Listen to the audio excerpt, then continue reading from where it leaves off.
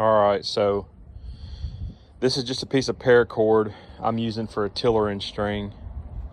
So that's not a true 28-inch jaw length, but I wanted to get the bow about to brace height to see if it would be safe for me to put a string on it. So I've got some B55 string material. I'm gonna make a string for it, get it strung up. From what I can tell, I've got the propeller twist out of the limbs. I haven't shaped the handle. That'll be the last thing I do, but I'm gonna try to get my string made, get it strung up, and then see where to go from there for some more fine-tuned type of tillering, you know.